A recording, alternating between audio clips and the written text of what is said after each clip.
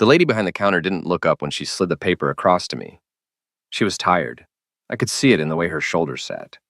She had probably said the same words 100 times that semester, to 100 girls just like me, and none of us had made it any easier on her.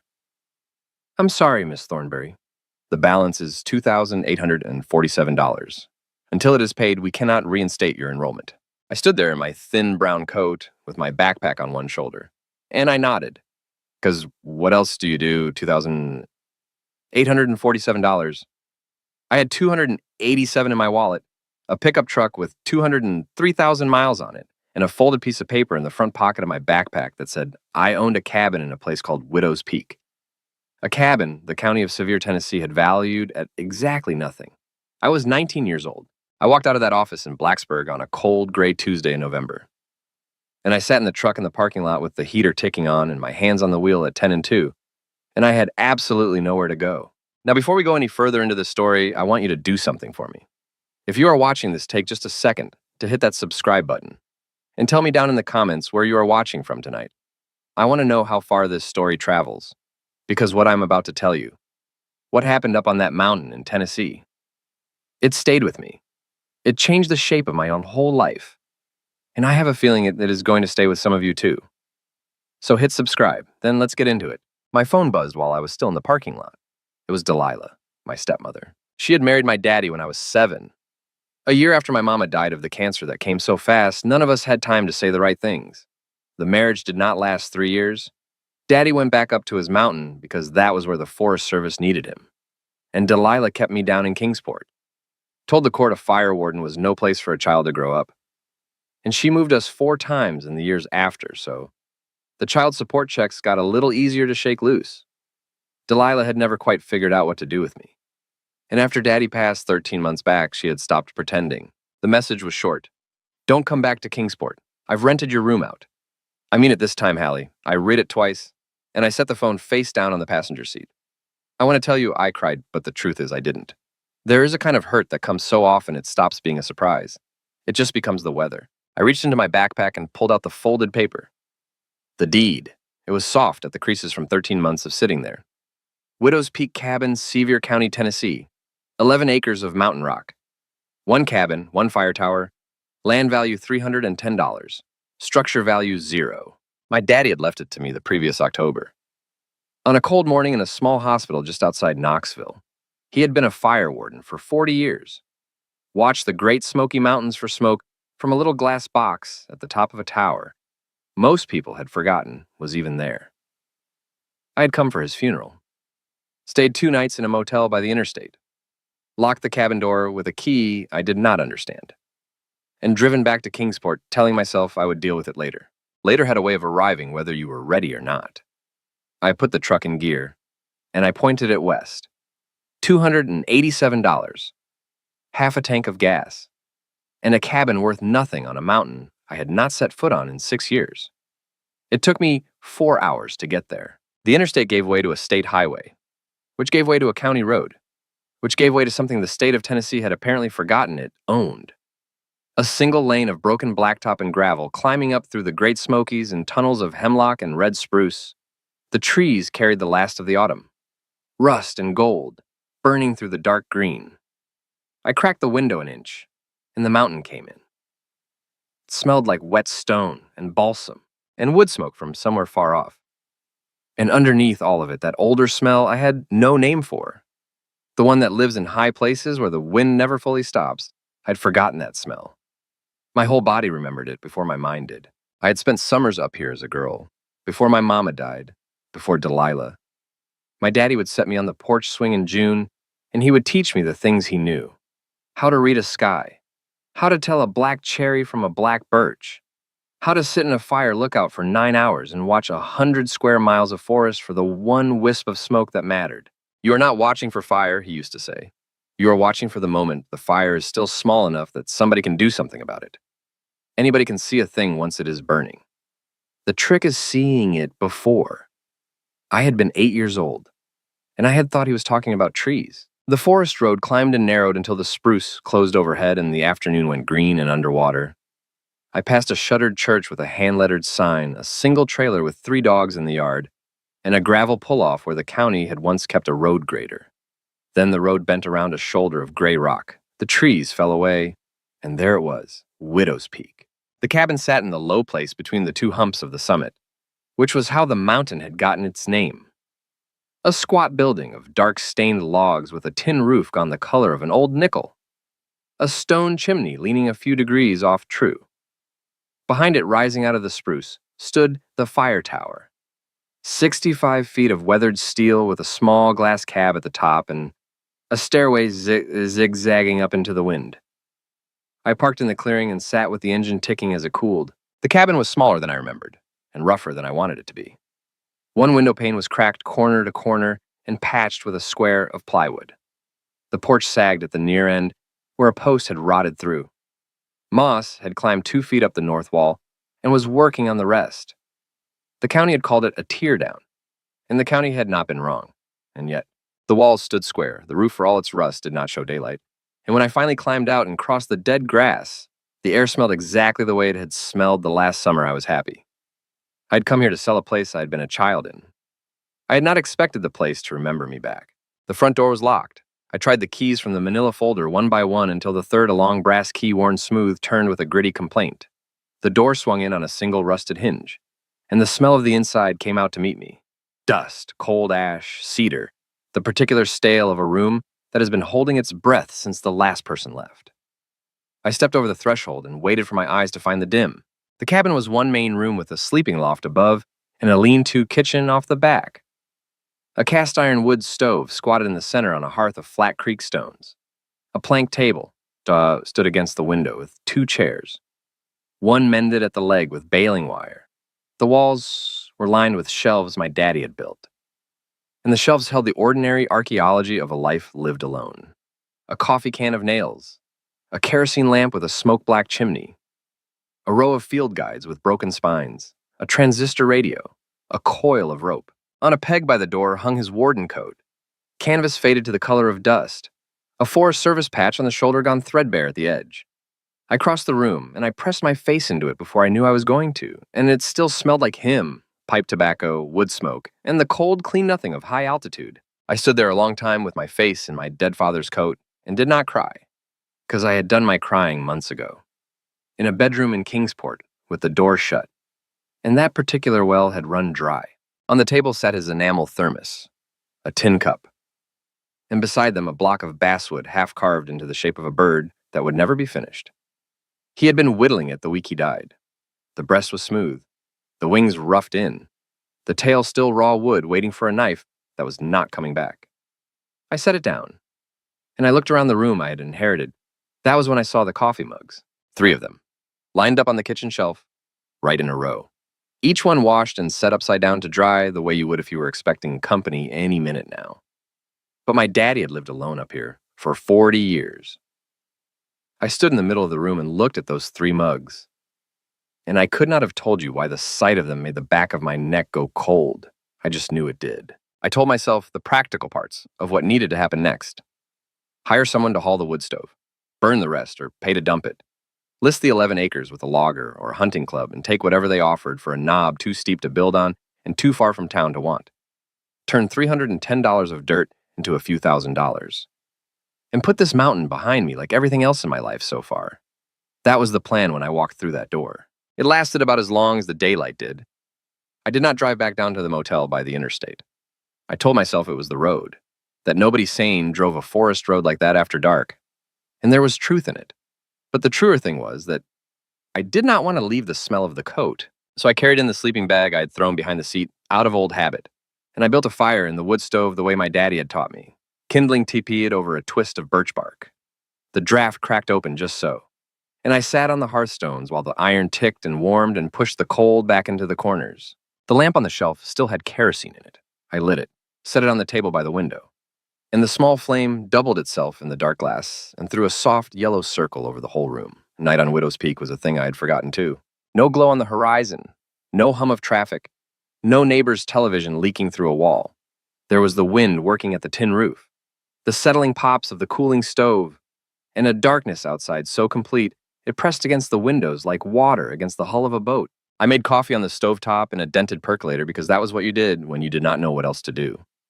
And I sat at the table in the lamplight in the cabin my father had left me. $287 and a truck to my name. And for the first time in a very long while, no one in the whole world knew exactly where I was. The thought should have frightened me. Instead, it felt like setting down something I had been carrying so long, I had stopped feeling the weight. I climbed the loft ladder in the dark, found a bare tick mattress and a wool blanket that smelled of cedar and mouse, and I slept the way you sleep at altitude. Hard, deep, all the way down. I woke before light to the sound of something moving in the clearing. The first gray was just coming into the windows. That thin mountain light that does not warm anything. I lay still and listened. Footsteps, deliberate, crossing the frost-stiff grass. The clink of metal. A pause, then the unmistakable sound of someone setting something down on the porch boards and stepping back. I came down the loft ladder as quiet as I could, took the iron poker from beside the stove out of an instinct I did not examine, and I put my eye to the gap where the patched window pane met the frame. There was a young man in the clearing. He stood where the grass met the spruce, and he went very still when he saw the smoke rising from a chimney that had been cold for 13 months, tall and thin in the way of somebody still growing into his frame. Maybe 17. In a canvas coat too big for him and a knit cap pulled low, a battered pack on his back, and an armload of split firewood he had just stacked on the porch. He did not run. He did not come closer. He just stood there, with his breath smoking in the cold, looking at the chimney like it had betrayed him. "I didn't know anybody was up here," he called. I opened the door, the poker hanging forgotten at my side. "Who are you?" I said. "I bring the wood," the boy said, as if that explained everything. He nodded at the stack on the porch. "I keep the path to the spring open. I nailed the plywood over that window when a branch came through it in November." He looked at the smoke again. "Nobody told me somebody was coming." "Why are you bringing wood to an empty cabin?" I asked. "Because it's not supposed to fall down," he said. His jaw worked. Silas told me to keep it from falling down. Nobody told me he'd want me to stop. His name was Micah Holloway, and it took him 3 days and a great deal of silence to give me even that much. That first morning, he would not come inside. He stood on the porch with his cap in his hands and answered my questions in single syllables, his eyes moving constantly. From the truck to the tree line to the road, the way a creature moves when it has learned that the nearest exit is the most important thing in any room. So I made him coffee instead, which he also would not take inside, and I carried 2 cups out onto the cold porch. And we sat on the top step, looking at the same wall of spruce, not talking, which it turned out was the only way Micah Holloway knew how to be near another person. "You knew my daddy," I said finally. "He let me stay," Micah said after a moment, quieter. "He didn't ask me anything. He just put a bowl of beans in front of me and said the loft was mine as long as I wanted it." I looked at the boy's profile, at the careful way he held the warm cup with both hands, like it might be taken from him. "Where'd you come from?" I asked. "Around," Micah said. "Foster mostly. 12 houses by the time I aged out." He said it the way a man reads off a license plate. Flat, no feeling allowed near it. They give you a trash bag of your stuff and a list of numbers that don't pick up. Then you're 18 and you're a grown-up and you go figure it out. And you came up here. "There was a lamp in the window," Micah said. He was looking at the porch boards. "In the dark, in the rain, all the way up that road, you could see it. From the last switchback." He shrugged a small motion. "So I walked toward it." I filed that away without comment, the way I was learning to do with this boy, because anything more than that would have sent him back into the trees. But it stayed with me. A lamp in the window. A door that opened. I had lit that same lamp my first night. Set it in the same window. Without knowing I was repeating anything at all. He worked with me those first days, but never quite with me. Always at a careful angle. The way a dog that has been kicked will sit near the fire but not in reach. He was good with his hands, better than I was, and he knew the cabin's secrets the way a body knows a house it has slept in. "That board sings," he said the first time I stepped on a particular plank by the stove, the one by the hearth. Silas never fixed it, said it told him when somebody was up before him. I was not going to sell this place. I did not know that yet, but my hands were beginning to know it. I replaced the rotted porch post with a spruce pole that Micah and I cut and notched together. I cleaned the stovepipe of a season's creosote lying on my back on the hearthstones with soot raining down onto my face. I reglazed the cracked window with putty I found gone hard in a can under the sink. working it soft in my palms until it took. My hands cracked and bled at the knuckles. I did not care. Delilah had spent years making me feel like a girl who had to be told what to do. Up here, there was nobody to tell me. There was only the next board, the next nail, and the slow astonishment of discovering that I was in fact entirely capable of doing the next thing. If you're still with me right now, I want you to do me a favor. Tap that like button. Because what happens next? What I found under a loose plank on the 9th day up on that mountain is the kind of thing that reshapes everything you think a story is about. And I promise you it stayed with me for the rest of my life. So hit that like button. Let's keep going. It was on the 9th day, moving the wood stove 3 inches to true up the hearth that I found it. I had levered the stove off its stones with the length of pipe and a fence post, sweating in the cold. And when I swept the bare floor underneath to reset the bricks, the broom caught on a seam, not a gap, a seam, straight and clean, running square, along the edge of one floor plank where it met the next, too true to be an accident of age. I knelt down, and I ran my fingers along it, the way I had run them along the cabin's other secrets all week. The plank was not nailed. It was cut to lift. I worked the blade of my pocket knife into the seam, and I pried. And the board came up with a dry, woody scrape. And beneath it was a cavity in the floor joists. Dry and clean. The size of a small trunk. Cold air rose out of it. And the smell of paper and old metal and something else. Something like a held breath.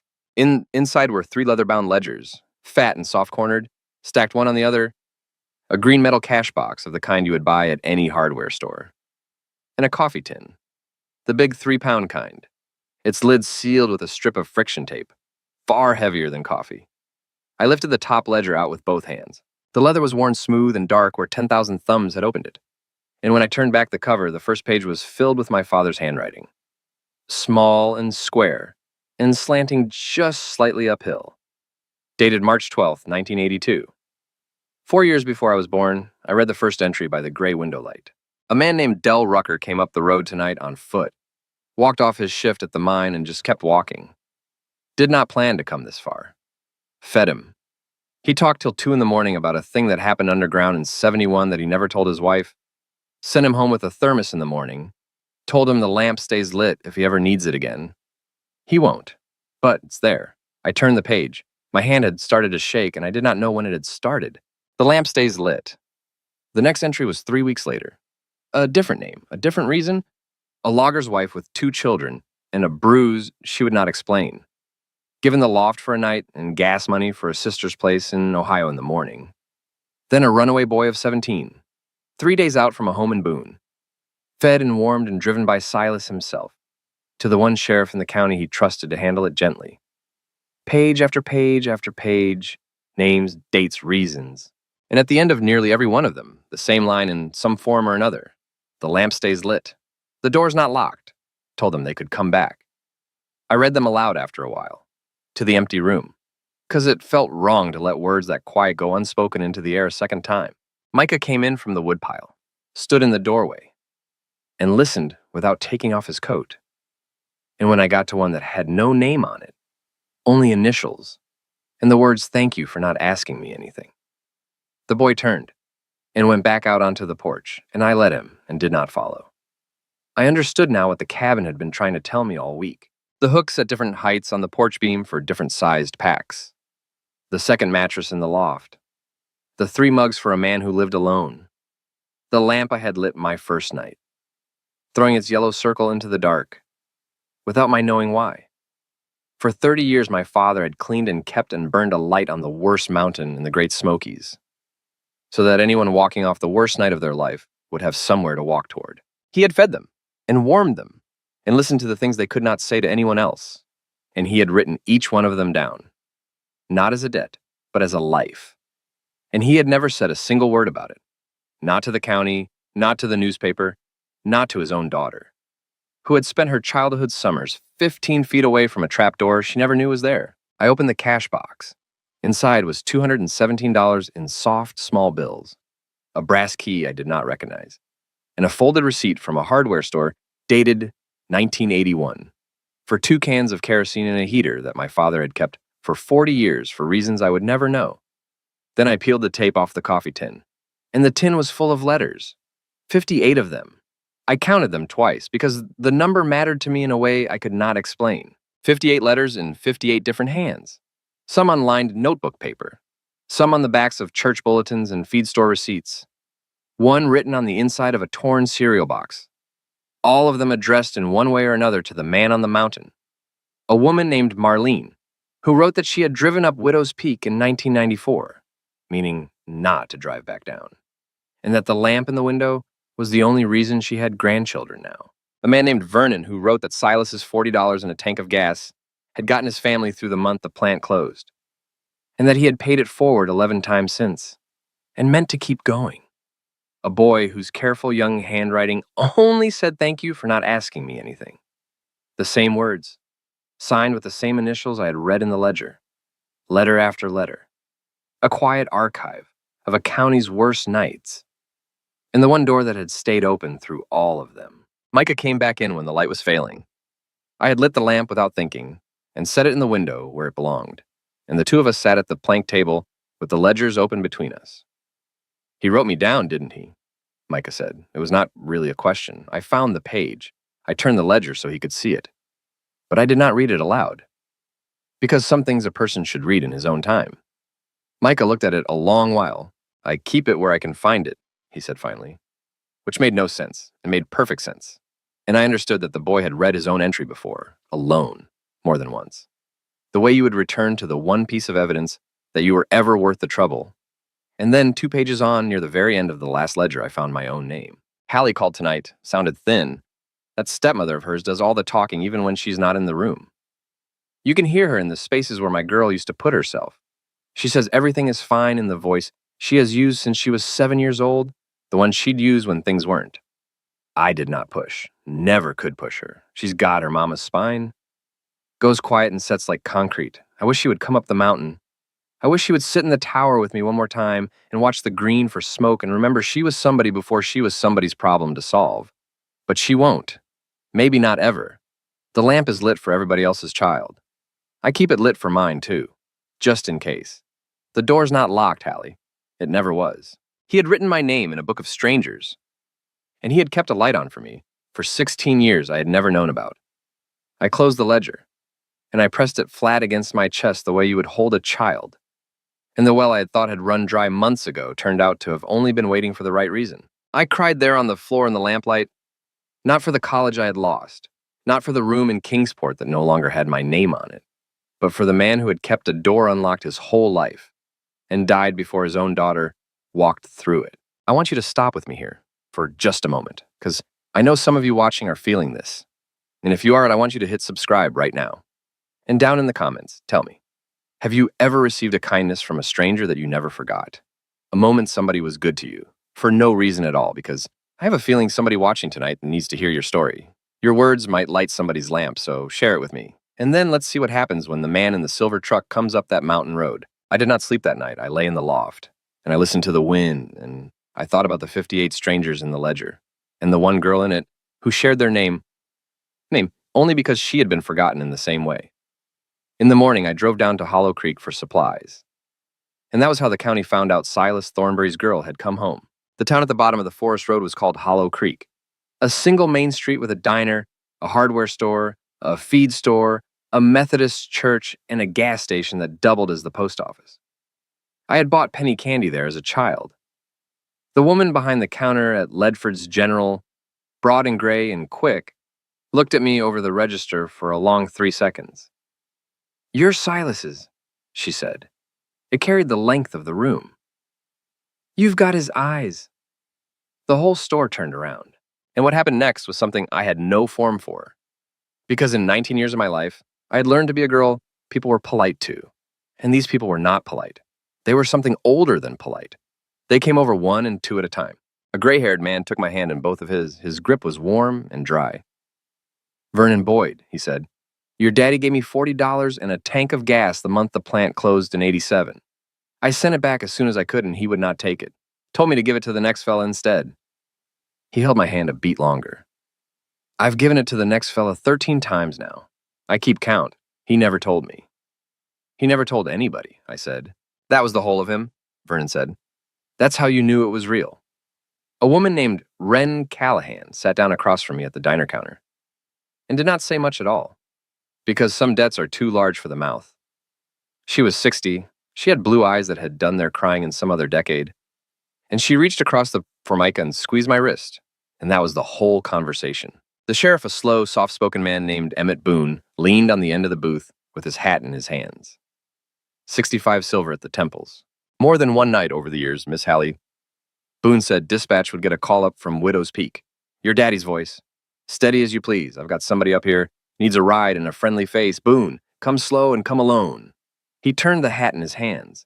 When Silas Thornbury asked you to come slow and come alone, you understood a life was getting handed across. I drove that road in every weather you can name. Never once regretted it. A woman named Miss Odessa Sutter, the one who ran the diner, put a plate of biscuits and gravy in front of me and would not take my money. She was 68, small and sharp-eyed, with an apron that had been washed 1,000 times. Silas ate here Tuesdays for 22 years, she said. You'll sit in his booth if you want it. It's the one by the window with the vinyl mended in the corner. The man who ran the hardware, a wiry old fellow named Otis Ledford, refused my money for the stovepipe and the box of lamp wicks both. Your daddy carried a tab for me in '79 that I paid back in '91, Ledford said, and he never once mentioned it in between. So you'll take the wicks, and you'll let an old man feel like settling up. I took the wicks. I was learning that up here, refusing a kindness was its own kind of unkindness. That the whole county ran on a quiet economy of debts nobody collected and gifts nobody announced, and that my daddy had been all along its quiet banker. An old man named Clyde Ashworth walked over from the feed store, 76 years old, skin like tanned leather, hands the size of dinner plates. He had been a coal miner for 40 years before his lungs told him to stop. Your daddy pulled me out of Blackberry Creek in a January flood in 1988, Clyde said. He said it quietly. I'd gone in trying to save a calf that was not worth saving. He never once brought it up. Not in 38 years. Not when I asked him. Not when I begged him to let me repay him. He said the water had already given him back what he needed, which was somebody to talk to on the drive home. Clyde looked at me. You need firewood, Miss Hallie, you say the word. I've got a truck bed with your name on it, and I've been waiting 38 years to load it. By the time I drove back up the forest road with 2 weeks of supplies and a propane tank, I understood that I had not inherited 11 acres and a teardown. I had inherited a lamp, and a list of everyone it had ever been lit for, and a jet. I found Micah splitting wood in the clearing when I got back. I made up the second mattress in the loft properly with a quilt. Miss Odessa had pressed into my hands at the diner, and I told him the loft was his as long as he needed it, using almost my daddy's exact words without knowing I was using them. The boy went very still, and then he nodded once and went back to the wood. That was the whole conversation. It was enough. The silver Range Rover came up the forest road 11 days later. I heard it before I saw it. The smooth, deep note of an engine that cost more than the cabin and the truck and everything I owned put together. Climbing the broken blacktop in a way my old Ford Ranger never could. I came out onto the porch, wiping putty off my hands, and I watched a clean silver Range Rover, a big new one, with a dealer's plate still in the window, pull into the clearing, and stop square in front of the porch like a man planting a flag. The door opened, and a man got out who did not belong on Widow's Peak, and knew it, and did not care. 54, maybe. Trim in a quilted vest and good boots that had never once seen mud, with the unhurried smile of a man who had already decided how a conversation was going to end. Garrett Kincaid, he said, Blue Ridge Highland Resorts. You must be the daughter. Hallie Thornbury, I said, and I did not take the hand. This is my place. What can I do for you? He let the hand fall without any sign it bothered him, and he turned a slow circle, taking in the whole knob, the saddle between the two summits, the view falling away blue to the east, where on a clear day you could see 3 counties folding into one another. I made your father a fair offer on this parcel 4 times over 9 years, Kincaid said. Generous, frankly, given what the county has it assessed at. He turned me down 4 times, and never once gave me a reason a businessman could understand. He smiled smaller. I was sorry to hear he passed. I am here because I would hate for his stubbornness to cost you what it cost him. I said nothing, which was a thing I had learned from my daddy, and from the woods. That silence is a tool, and most men cannot stand to leave it lying on the table. Kincaid could not. Let me be plain, he said. This saddle is the only buildable summit in 40 miles, with a view like that. And road access a grader can fix in a week. I've got 80 acres under contract all around you. I've got a lodge designed, 31 rooms, a restaurant, the whole thing. And every rendering of it sits right where we are standing. Your 11 acres are the keystone. Without the saddle, there is no view. And without the view, there is no reserve. He named a number, $12,000. He watched my face the way a man watches a card table. When that did not move me, he named another, 65,000, for a tax-rolled teardown and 11 acres of rock. You could start over anywhere. I'm told you are between things. I'm told the college in Blacksburg did not work out. I'm told your stepmother has been quite clear you do not have a room to go back to. A young woman in your position ought to think carefully about the arithmetic. That was Delilah's phrase. A young woman in your position. The little knife of it. The way she had always made my smallness sound like concern, which meant Delilah had talked to this man. Or somebody Delilah knew had. I felt the old reflex rise. The 19 years of habit of softening, agreeing, making the man comfortable so the moment would end.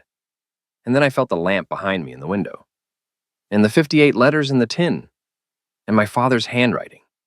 The door's not locked, Hallie. It never was. The reflex died where it stood. The parcel is not for sale, I said. It was not for sale when he was alive. And it is not for sale now. You can keep your renderings. Kincaid studied me a moment with a new flatness in his eyes, the look of a man recalculating. Then he nodded slowly, as if I had confirmed something he had suspected. That's a shame, he said, the warmth gone out of his voice like heat out of a cold stovepipe. Because here's the part your father never had to deal with. That cabin is a documented fire hazard. No permits, no inspection. A wood stove 40 years out of code. And my surveyor tells me there is a question about the old Forest Road easement that gives you access at all. He set a card on the porch rail since I would not take it from his hand. My attorneys can spend 2 years and more money than you will ever see turning this place into a problem you cannot afford to keep, he said. Or you can take $65,000 in a clean walk. People in your situation usually come around once they do the arithmetic. He got back in the silver truck. People always do the arithmetic, he said through the window, and backed down off the saddle, gravel popping under tires that had never popped gravel before, and was gone. I stood on the porch a long time after the sound of him faded. Micah had come up beside me at some point, silent as weather. That's the lodge man, Micah said quietly. He sent a surveyor up here twice while Silas was alive. Silas ran him off both times. The boy looked at me sideways. You going to be all right? I don't have a lawyer, I said. I don't have $65,000. I don't have 2 years, and I don't have anybody. I picked the card up off the rail, and I looked at it. So I honestly don't know. Sleep did not come easy that night. I sat at the plank table long after Micah had gone up to the loft, watching the lamp burn low, and I thought about the families in the ledgers who had faced worse than this, with far less than this, and about the man who had quietly made sure they did not face it alone. Silas Thornbury had always known the next thing to do. I did not, but I lit the lamp before I climbed the ladder, and I set it in the window where it belonged, and I decided that whatever else happened, the light was staying on. I lasted about 4 hours before the arithmetic started doing itself in my head. $65,000. It sat in the dark above my mattress like a thing hanging from a hook. 2 full years of tuition, a small apartment somewhere, a used car that would run, a cushion, the word my daddy had always used for money. A cushion is a thing you don't know you needed till the day you fall. $65,000 was a cushion. And I was falling, and I was 19, and I did not have anybody. I picked up my phone at some point past 2 in the morning. I typed out a message to Kincaid's card. My thumb hovered over the send button. I deleted it. I typed it again. I deleted it. Somewhere below me, in the dark, I heard Micah moving. Quiet, careful, the way he did everything. He climbed down from the loft, and a minute later I heard the ladder creak again on his way back up. He did not say anything to me. He just laid something on the plank floor next to my mattress. And then he went back to his own end of the loft and did not speak. I turned on my phone flashlight. It was his letter, the one he kept where he could find it. The one written by a boy 17 years old on the back of a page torn from a spiral notebook. 2 lines only. Thank you for not asking me anything. I did not know I was allowed to have a place to come back to. M.H., he had given me the one piece of evidence he had that he was ever worth the trouble. And he had done it because he could see me deciding. I put the phone down. I did not send the message. In the morning, I made him coffee and I said, thank you. And he said, don't. And that was the whole conversation. The old blue Buick came up the mountain road the next afternoon, and that was when the answer arrived. In the form of a woman who had been waiting a long time to bring it. She parked at a respectful distance, and she got out and stood by the car a moment, and she looked at the cabin, And the tower, the way you look at a place you have heard about your whole life. 72 years old, tall and straight-backed in a wool coat, reading glasses on a chain around her neck, and a leather case in one hand that had the worn, soft look of a thing carried into a great many serious rooms. She came to the porch steps, and she stopped. "You'd be Hallie," she said. "I'm Verley Ashwood. I used to sit on the bench down at the county seat before I had the good sense to retire from it. I came up here because Sheriff Boone told me Silas Thornbury's daughter had come home, and because a man in a silver Range Rover has been asking questions at the courthouse about your access easement. And the two of those things together got me out of a warm chair I had planned to die in." She looked up at the chimney smoke, and something moved in her face. "May I sit down?" I made her coffee, and we sat at the plank table where she said quietly, running her hand along the wood she had sat exactly once before, 26 years ago, on the worst night of her life. I waited. Verley took off her glasses, folded them, held them in both hands. "My boy," she said, "my only one. He was 21 years old, and he was in a bad way I will not put words to. And he drove up here in the dark because somebody at the hospital, a janitor of all people, told him there was an old man on Widow's Peak who would sit with you and not call anybody you did not want called." She turned the glasses over in her lap. "Silas kept him 3 days, fed him, walked the woods with him, did not lecture him, did not tell me, just kept the light on, and kept my boy breathing until my boy could do it himself." She put the glasses back on, and her voice came back to level. "He is 47 now, 2 kids, an engineer down in Chattanooga. So when I tell you I'm going to handle the man in the silver truck, Miss Thornbury, I would like you to understand. I have been waiting 26 years for the chance. You would be doing me a kindness to let me." I showed her everything. I lifted the loose plank by the stove, and I brought out the 3 ledgers, the cash box, the tin of 58 letters. The old judge went very quiet looking at it all. She read 3 of the letters, and she had to stop. Then she got businesslike, because business was how Verley Ashwood held herself together. She went through Kincaid's threats one by one, and she took the air out of each.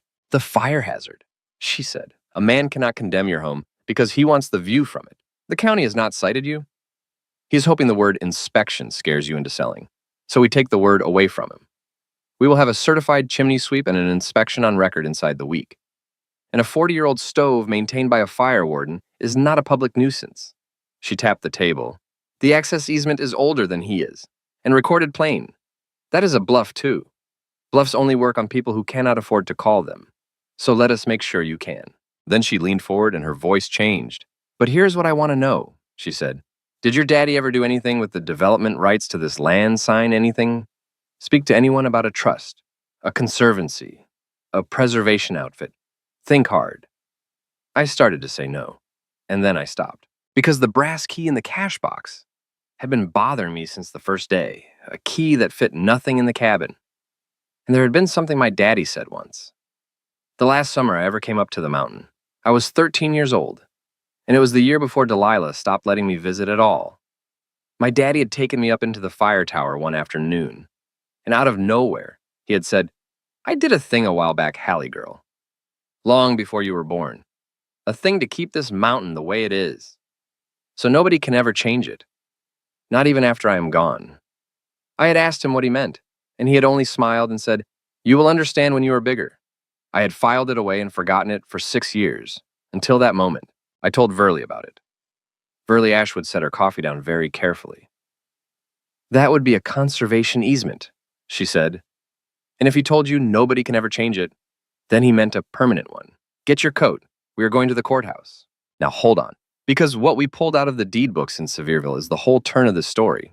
If you are still with me here, I need you to hit subscribe one more time, because it explains exactly why a man with $65,000 in his pocket never had a chance against a man who had been dead for 13 months.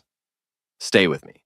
Took 2 days, and a clerk named Loretta who had known my father, and treated the request like a personal mission. But we found it. Deed book 214, page 88, recorded the 19th of June, 21 years before Silas died. A conservation easement. Silas Jefferson Thornbury, with no fanfare, and no mention to a single living soul, had granted the development rights to all 11 acres of the Widow's Peak parcel to the Smoky Mountain Heritage Trust in perpetuity. The land could never be subdivided. It could never host commercial lodging. It could hold the cabin that stood on it, and nothing larger. Forever. By a deed restriction that ran with the land no matter who owned it, no matter how many silver trucks came up the road. He had given away for nothing years before he died, the exact thing Garrett Kincaid had driven up the mountain to buy. I stared at the page.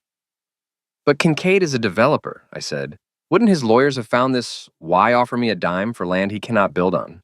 Verley smiled, and it was not a warm smile. Oh, he found it, she said.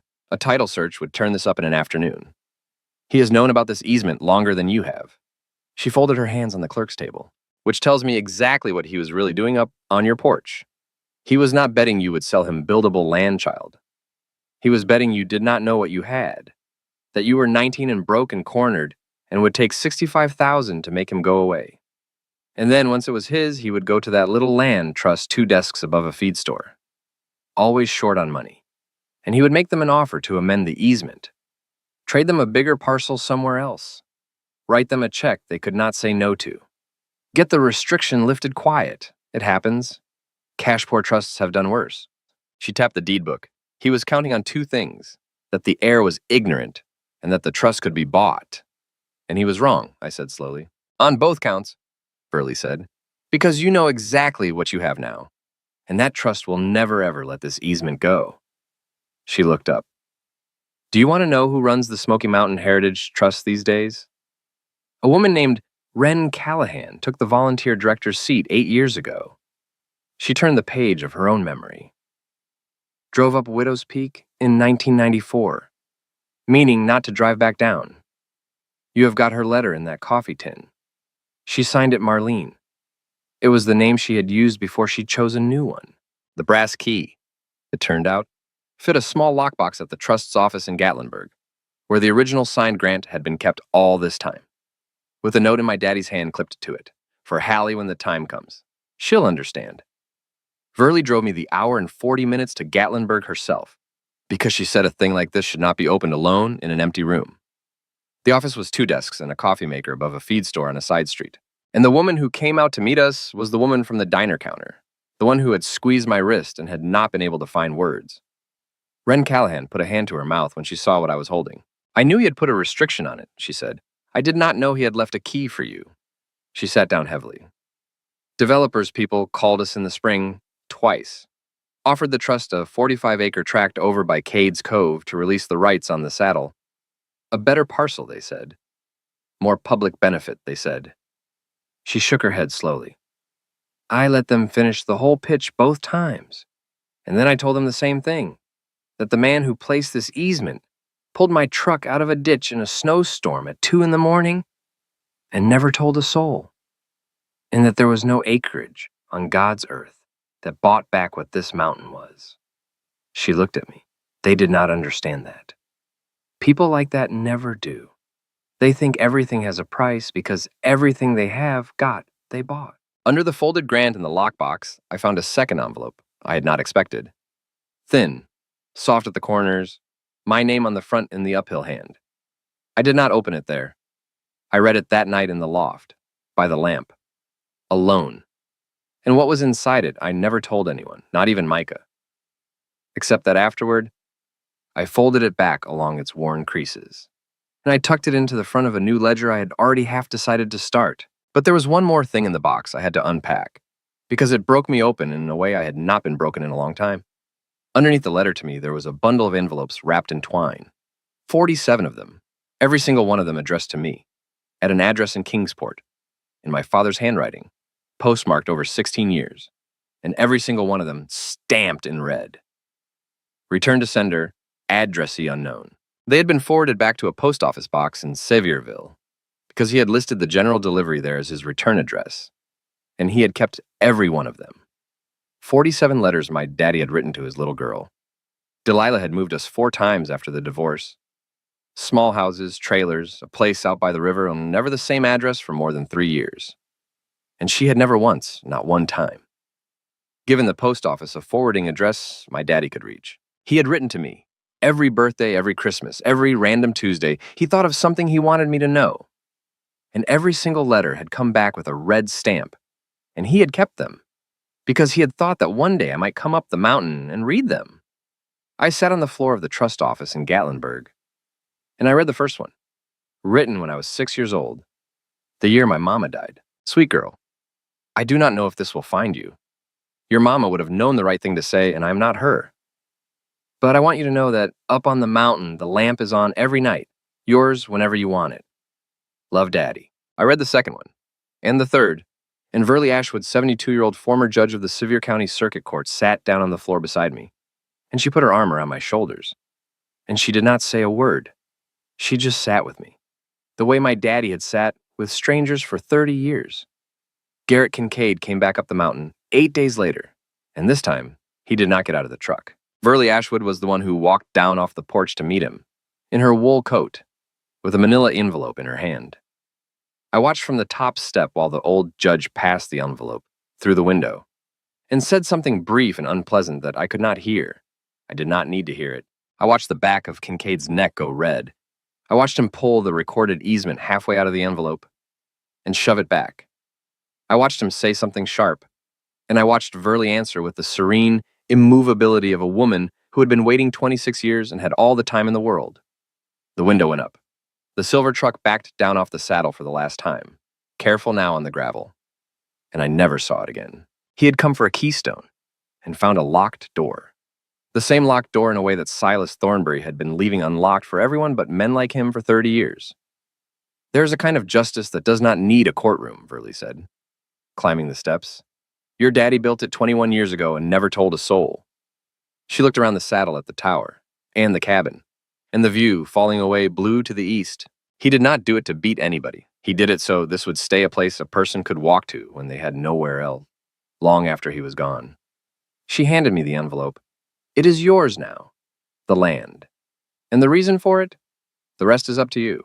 Before I tell you the last part of this story, what happened when the whole county found out what my daddy had done and what I did with what he left me, I want to stop for just one moment.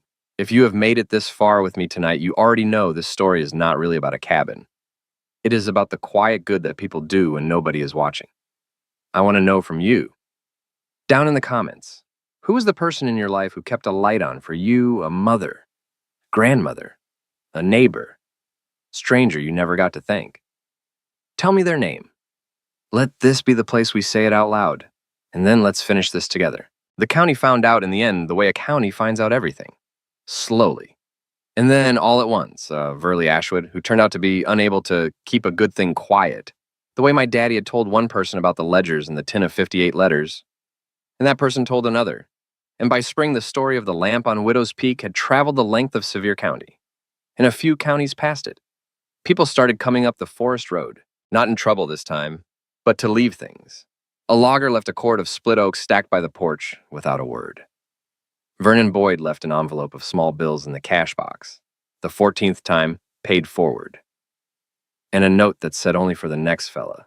Miss Odessa Sutter from the diner drove up on a Sunday afternoon in April with a chicken and rice casserole in a Pyrex dish and a foil-covered apple pie. She would not come inside. She just set them on the porch and said, Silas ate Tuesdays, but he liked Sundays too.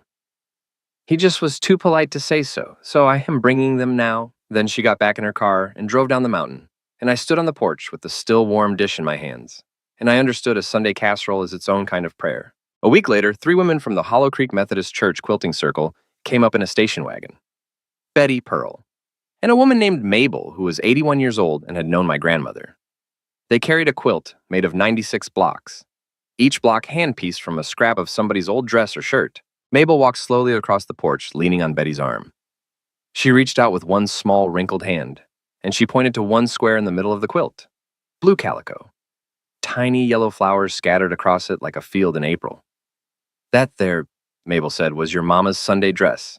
She wore it the day she married your daddy in the Methodist church down there in Hollow Creek, 1984. I stood up in the second pew. She looked like the sun coming through a window. I stood on the porch holding a corner of that quilt, and I ran my thumb over the blue calico, over the tiny yellow flowers, and I felt something I had not felt since I was 6 years old. I felt my mom in the room. They did not tell me who had made which of the other blocks, But when I turned the quilt over, I could see embroidered small in the bottom right corner the words, "For Silas's girl, come home." I stood on that porch, and I cried in front of 3 women I had just met. And Mabel patted my hand with a hand that had held babies she had never met before either. And Betty said, there now, you're right where you belong." Sheriff Boone came up on his day off and helped Micah rehang the porch gutter and stayed for coffee and told a story about my daddy that made all 3 of us laugh until the cabin rang with it, which was a sound I thought those walls had not heard enough of. Clyde Ashworth brought me 2 cords of firewood, split, stacked, covered with a blue tarp, and when I tried to give him money for it, he laughed at me. "Girl," he said, "I have been trying to pay your daddy for 38 years. Let a man finish." I took a part-time job at Ledford's General to keep the propane filled and the lights on. I learned to run the fire tower radio. And on summer mornings, I would key it at dawn and read the weather to the whole district in a slow, flat voice, even when no one was on duty to hear it. Because a channel ought to have a human sound in it, in case somebody out there was listening and needed to hear one. I walked the green every clear afternoon, first out of habit, then out of love. I enrolled online at the University of Tennessee in the spring semester. Forestry. Micah started studying for his GED with Wren Callahan 2 nights a week at the trust office in Gatlinburg. She refused to let him call her ma'am. She made him call her Wren. And she kept him at the table an hour longer than he wanted to be there. And she was patient with him in a way that no woman had ever been patient with him before. And I saw the boy begin to bloom in that patience. The way a plant kept too long in the dark will turn toward any light at all. And every night, the first thing I did when the sun dropped behind the western ridge, before the dishes or the radio or the loft, I filled the kerosene lamp, and I trimmed the wick, and I set it in the window where it had sat for 30 years, so that anyone walking up the worst road in the county on the worst night of their life would have, the way Wren had, the way Micah had, the way my own father had quietly hoped I someday would, somewhere to walk toward. I started a 4th ledger. I did not tell anyone I had done it. I just took a new leather book off the shelf at Ledford's, the closest I could find to the old ones, and I tucked my father's last letter to me, inside the front cover, and I waited. I did not wait long. It was a night in early May, a cold rain coming sideways off the ridge, when headlights I did not recognize crawled up the last switchback and stopped in the clearing. A young woman climbed out, 28 maybe, in a thin jacket soaked through, and she lifted a sleeping child off the back seat and held him against her shoulder. She looked at the cabin, at the smoke, at the single yellow lamp burning in the window, and then at me in the doorway. And she had the expression I had seen on other faces, and once for 16 years in my own mirror, somebody carrying more than she could say. "I'm sorry, Bus," the woman said. "I saw the light. I did not think anybody. I can go." "You can't go," I said. "It is coming down too hard, and that boy is asleep." I stepped back, and I held the door. "Come in out of it. There is a fire, and there are beans on the stove. The loft is made up." The woman did not move for a second. "Why?" she said. The same question I had asked Otis Ledford about the lamp wicks. The same question I suspected 58 people had asked over 30 years. I smiled. "My daddy used to get asked that a lot," I said. "Come inside." I fed them, and warmed them, and made up the loft, and did not ask the woman a single question she did not want to answer. And in the morning, after the rain had blown through, and the woman had gone on toward a sister's place in Cincinnati with a full tank of gas, and $40 folded into her coat pocket, I sat at the plank table, and I opened the new ledger, and I wrote in a hand that slanted just slightly uphill the way my father's had, the date, and a name, and a reason. And at the end of it, the only line that mattered: "The lamp stays lit. The door's not locked. Told her she could come back." Micah read it over my shoulder, which he would not have done a season ago, and he was quiet a while. "He would have liked that you kept it the same," he said. "He would have liked that you stayed," I said. The boy went a little still, the way he did, and then he nodded, and went out to split the wood that did not split itself. And I watched him from the window, a thin kid in a coat that finally fit, working in the clearing of a mountain that could never be sold, under a tower where a man he had chosen his family, and who had chosen him back, had watched 100 square miles of green for 40 years. And I understood at last what my father had really left me. Maybe that is the part most of us miss. We spend our lives measuring the wrong things: the house, the savings, the good truck, the view from the summit, and we call that worth. And we let the people who measure that way tell us what we are worth too. But the things that actually hold a place together never show up on an assessor's card. A man fed strangers in the dark for 30 years and wrote each one down, not as a debt, but as a life. He never asked to be thanked. He never told a soul. And in the end, the quiet kindness he gave away for free was the one thing on that whole mountain that no amount of money could ever buy. Because he had made it mean too much to too many people for money to move it. Garrett Kincaid had $65,000 and a folder full of renderings. And he lost to a man who had been dead for 13 months. Because he never once understood that the most valuable thing a person can own is the good they have quietly done for someone who could not pay it back. That was Silas Thornbury's real inheritance. Not the 11 acres, not the cabin the county valued at nothing. He left his daughter a lamp and the long, quiet record of every soul it had ever guided home. And the simplest instruction a person can be handed, which is to keep the light burning and not say much about it. A legacy, it turns out, is not what you leave behind. It is who you leave it for and whether they keep it lit. So if there is a lamp you have been meaning to put in a window for somebody, some small kindness you keep telling yourself does not matter because no one is there to see it, light it anyway. Light it for all the nights nobody comes, because you will almost never know which night was the one that mattered. And to the person walking up the dark road toward it, it will matter more than you could ever measure. I was 19 years old. I had a truck with 203,000 miles on it, a part-time job at a hardware store, a boy in the loft who finally slept through the night. In a mountain that could never be taken, I had a tin full of 58 letters, and counting, and a new ledger with one entry in it, and 47 letters my daddy had written to me before I ever knew he was trying to reach me, which I read one by one over the course of that first winter, and which taught me that I had never once in my whole life been forgotten. I had only been kept from knowing. And a lamp in the window, throwing its small light out into a dark that had never frightened me less.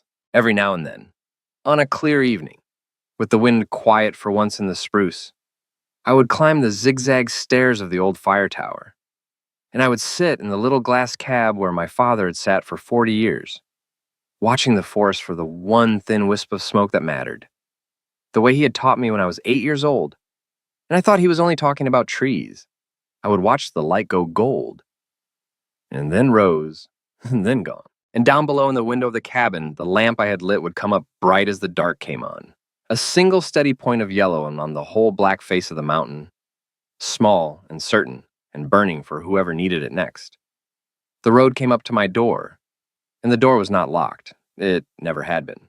And I, who had arrived at that mountain with $287 and a plan to be gone by morning, sat in my father's tower above my father's light. And I understood at last that I was not at the end of anything. I was just getting started. Thank you for coming with me on this journey tonight. If this story touched your heart the way it touched mine, I would be so grateful if you would subscribe to this channel. We share stories about hope, about second chances, about finding the place you belong when you thought you had none left. Leave me a comment down below and tell me. Do you have a lamp you have been meaning to light for somebody? Have you ever found family in a place you never expected? Share your story. Somebody watching tonight needs to read it.